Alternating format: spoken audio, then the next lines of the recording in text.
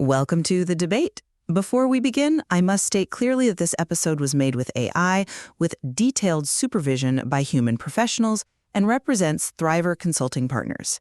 Now, welcome everyone to HR Borderless by Thriver Consulting Partners. I'm your host, and today we are really diving into a topic that's creating a massive divide in boardrooms everywhere, from San Francisco to Singapore. We're not just talking about hiring today. We're talking about the architectural integrity of your global business. We're dissecting the mechanics of global expansion, and specifically that brutal binary choice between hiring international full-time employees versus engaging international contractors. But before we draw those battle lines, I want to take a moment and give some specific, well-deserved kudos to the man who really put this topic on our agenda, Gama Rodriguez, the CRO and co-founder at Thriver CP. Oh, you really can't talk about this subject without mentioning Gama. He's a genuine powerhouse in this space. He really is. And it's not just about his title. Gama is an experienced cross-border professional with, over 20 years of experience in banking and wealth management. We're talking about a career at places like Wells Fargo Bank, Bank of America, Taylor Financial Services. I mean, really respected institutions. And coming from that wealth management background, he gets something that I think HR can sometimes miss. Risk is financial. It's not just a feeling. It's about the bottom line. Exactly. And what I appreciate most about Gama's philosophy, and I think this really informs the whole ethos of Thriver, is his focus on relationships. He doesn't just hit numbers. He builds trust, collaboration, and, genuine connection. And trust is the perfect word to get us into today's fight. Because when you hire someone 5,000 miles away, trust is pretty much the only currency you have. But the legal vehicle for that trust, whether it's an employment contract or a service agreement, that matters immensely. Oh, it matters immensely. As remote work completely reshapes global hiring, companies are facing this choice. Do you classify that brilliant developer in Brazil or that marketing genius in Mexico as an international full-time employee, an FTE? Or do you go the other route and classify them as an international contractor? It sounds like, a bureaucratic box-checking exercise, but it is actually a high-stakes strategic decision. On one side, you have agility and speed. On the other, the comfort of security. But that line between them, it is a misclassification minefield with some really severe legal and financial consequences. And that is exactly where I am going to plant my flag today. I'm arguing for the international FTE model facilitated by an employer of record or an EOR. I believe this is the most robust, compliant, and sustainable way to build a global team. When you're serious about growth, you can't build a castle on the shifting sands of contractor agreements. You need the stability of employment. And I see why you think that. I really do, but I'm going to push back hard on that. I'm arguing for the strategic necessity of the contractor model. When it's properly structured, it offers the agility and the project-based velocity that the modern economy demands. We shouldn't let fear of compliance dictate strategy. EORs are tools to validate independence, not just to enforce employment where it doesn't belong. Well, let's get right into it then. I want to lay out my position clearly. When we talk about an international FTE, we're talking about a worker located in another country who maintains a true employment relationship with your company. Right, but just to be clear, under the EOR model, they aren't your employee directly, correct? That's right. In the EOR model, the EOR is the legal employer, but the functional relationship, the day-to-day reality, is employment. They get regular salaries, they get benefits, they have protections defined by local labor laws. This is the gold standard for a reason. When you use an EOR, the company assumes responsibility via that EOR for payroll taxes, social contributions, and contracts. So if this person is central to your business, if they're building your core product or managing key accounts, the stability of an FTE arrangement is it's non-negotiable. I understand the appeal of control. I do. But let's look at it another way. Let's define what an international contractor of record actually is. These are independent service providers. They work on a project basis. They invoice for services. They manage their own taxes. And in doing so, they introduce a massive amount of risk. Only if you do it wrong.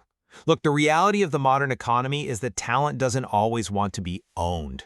Companies need autonomy. They need speed. They need specialized expertise for defined deliverables, not a 30-year marriage. Your push for FTE status for everyone, it kind of ignores the gig economy, the rise of the specialized expert who serves multiple clients. My argument is that the risk shouldn't scare companies away from contractors. Instead, we should be using sophisticated EOR providers to create a protective layer to assess and maintain that independent status where it is legally appropriate. We shouldn't force a square peg into a round hole just because we're afraid of the shape. I think afraid is the wrong word. I'd say prudent or maybe fiscally responsible is better. Let's move into our first core area of debate here, the misclassification minefield. Because I really don't think companies realize just how dangerous this territory is. I agree the territory is dangerous, but I disagree that the only way to cross it is to stay home. But look at the evidence. The line between a contractor and an employee, it varies wildly across jurisdictions. It's not a standardized global test. You have countries like Germany, France, and Australia that have incredibly stringent tests for employment classification. That is true. It's definitely not one size fits all. Take Germany, for instance. They have a legal concept called Scheinselbstständigkeit, which basically translates to false self-employment. This is not a minor infraction. If the authorities decide your contractor is actually an employee, you're on the hook for back taxes, Social Security, health insurance. But then in France, they look at the lien de subordination, the link of subordination.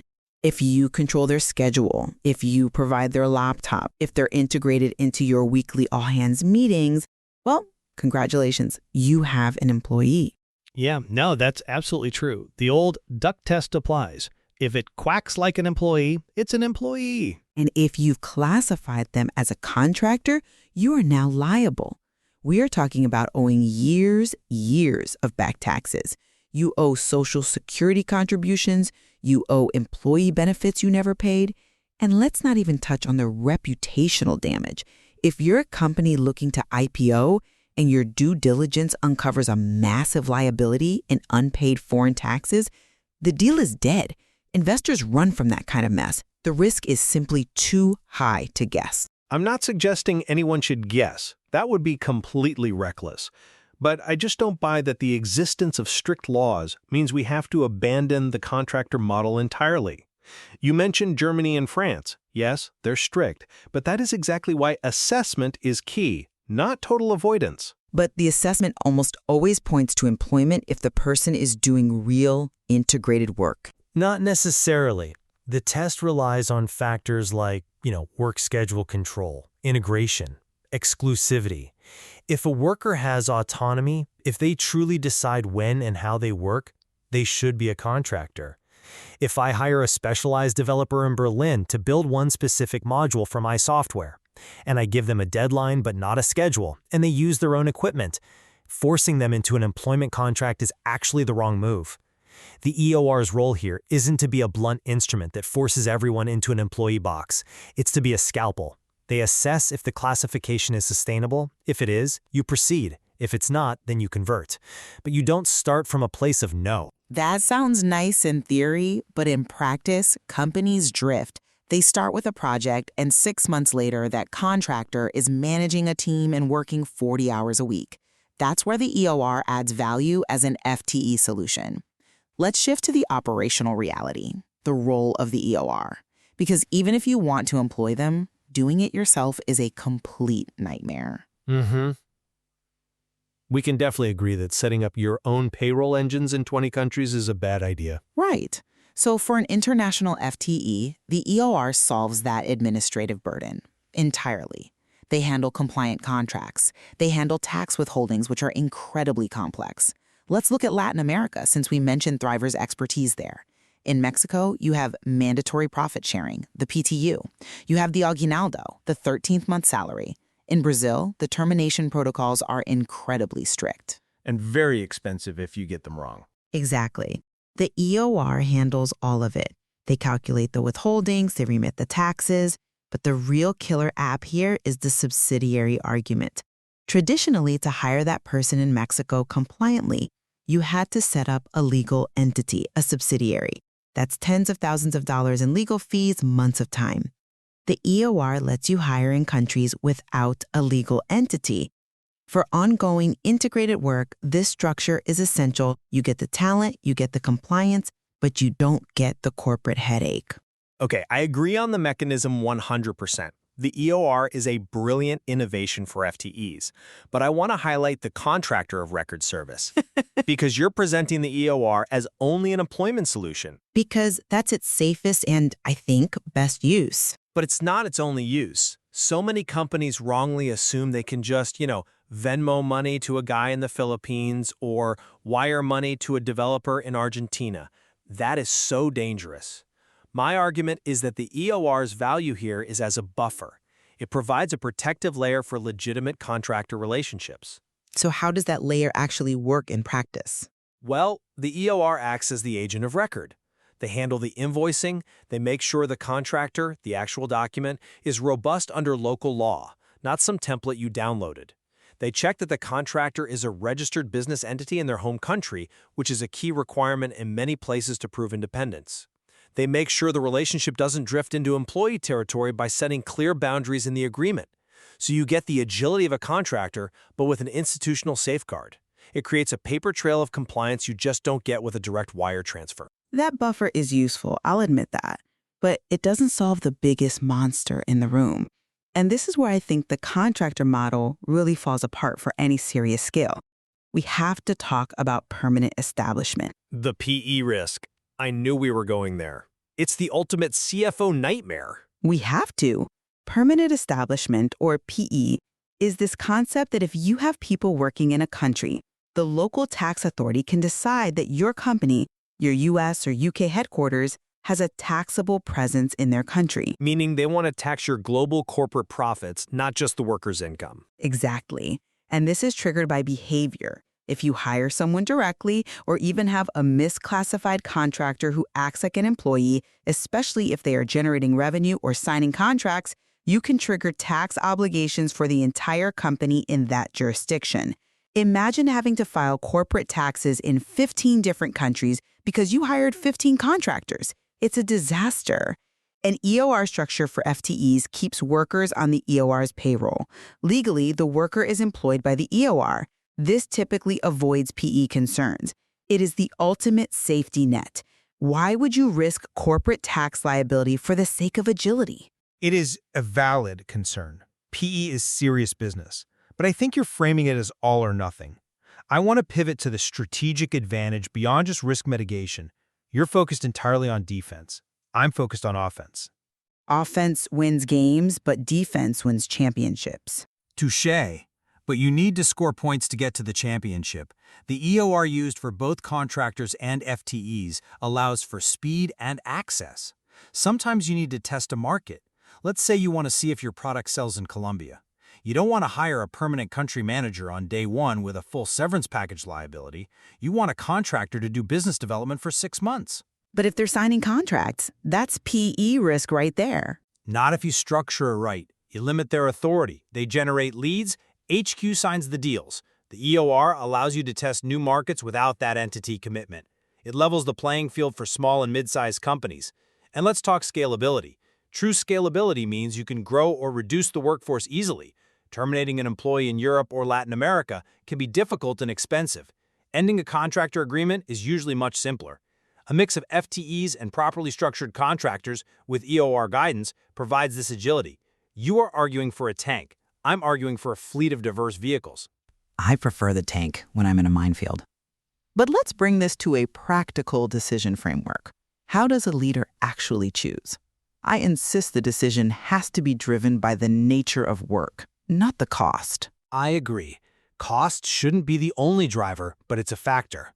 Contractor rates usually carry a premium for the worker, but save the company on benefits, insurance, and social security. But if the work is integrated, it has to be FTE. That's my bottom line. If I tell you when to work, how to work, provide your tools, you are an employee.